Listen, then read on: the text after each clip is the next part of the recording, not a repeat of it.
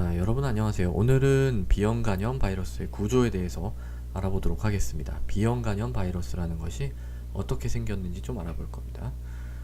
자, 일단은요, 바이러스가 표면이 있어요. 표면이 있고 내부에 이제 물질이 있죠. 이 표면을 뭐라 그러냐면 HBs 안티젠이라고 합니다. 그다음에 이제 이 안에 들어가면은요, 안에 들어가면 이렇게 내부에 이제 또 물질이 있는데 요거를 이제 HBC 안티젠이라고 그래요. 그리고 이제 요 안에 이제 DNA가 있고요. DNA 이중나선으로 있고 효소도 있고 이렇습니다. 이 효소는 DNA 폴리머레이즈예요. DNA 복제를 돕는 효소입니다. 자, 이 표면에 제일 표면에 있는 요 HBs 안티젠이 사실 가장 중요한데요. 왜냐하면 요게 이제 검출이 되면 만성 B형 간염 보균자라는 명칭이 붙기 때문입니다. 간염, 요걸 보고 알 수 있는 겁니다.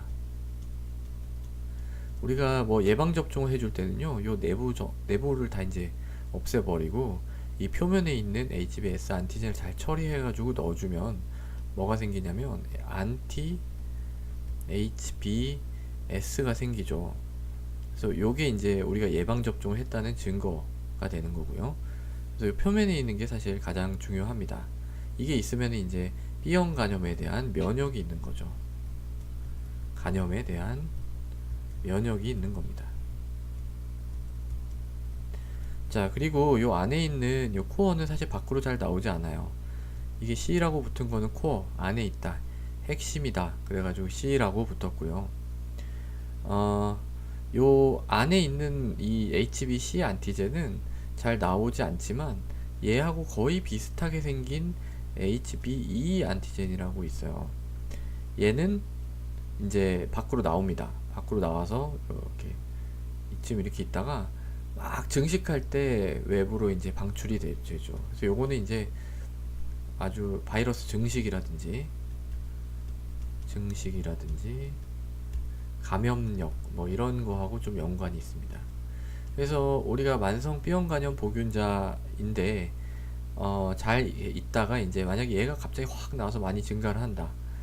그러면은 이게 재활성화돼서 굉장히 이제 좀 치료가 필요하다, 이렇게 판단을 내리는 지표가 되기도 합니다. 어떤 그런 거고요. 그다음에 DNA 폴리머레이즈는 복제를 돕는 효소고요.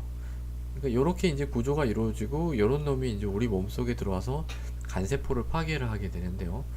요런 놈이 어떻게 만들어지냐면 유전자에 의해서 만들어지겠죠. 요 DNA에 있는 유전자, 요 부분을 좀 확대해서 보면 유전자인데요.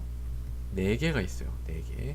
S, P, C, X. 이렇게 이제 4개의 유전자로 구성이 되어 있습니다. 자, 이름에서 보면 알 수 있듯이 S는 설페이스예요. 설페이스여서 HBs 안티젠을 만듭니다. 그다음 P는 뭐냐면 진이라는 건 유전자라는 뜻입니다. P는 이 폴리머레이즈를 만드는 DNA 폴리머레이즈를 만드는 놈입니다.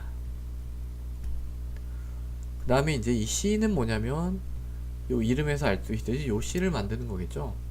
그래서 HBC 안티젠을 만들거나, 근데 이제 아까 제가 HBE 안티젠도 비슷한 놈이라 그랬죠.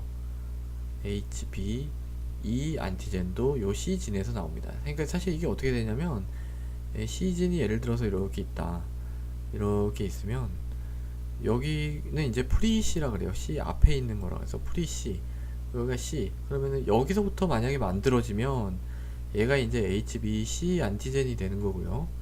만약에 여기서부터 쭉 다 해서 만들어지는 거면 얘가 HBE 안티젠이 됩니다. 그렇게 되고요. 그다음 X진이라는 게 있는데 이게 뭐냐면은 이제 다른 어떤 다른 진들이나 프로테인을 만들 수 있도록, 프로테인 RNA죠. 여기서는 트랜스크립션이니까 RNA를 만들 수 있도록 트랜스 액티베이션, 요거를 이제 한국말 좀 애매한데요. 예, 다른 곳을 활성화시킨다, 이 정도로 이해를 그냥 하시면 될 것 같습니다. 그 자체로 뭐 다른 어떤 기능이 있는 것은 아니고, 근데 이제 얘는 암화 과정하고 관련이 있어요. 암화 과정하고. 그래서 이제 좀 연구가 많이 되고 있는 그런 지인입니다. 그래서 이제 요 사실 요런 거는 임상적인 내용이랑 별 관련이 없다고 생각하실 수가 있지만, 실질적으로 우리가 체크를 하는, 검사에서 체크를 하는 그런 물질들이고요. 그리고 이제 요거에 대항해서 면역이 생기고, 최근에는 이제 유전자에 어떤 돌연변이가 생기는데, 어디에 어떻게 돌연변이가 생기는지에 따라서 이제 이 B형 간염의 특성이 조금 달라집니다. 그렇기 때문에 요게 이제 최근 들어서 또 더 중요하게 다루어지고 있는 부분입니다. 그래서 오늘은 B형 간염 바이러스 구조에 대해서 간단히 살펴보았습니다. 감사합니다.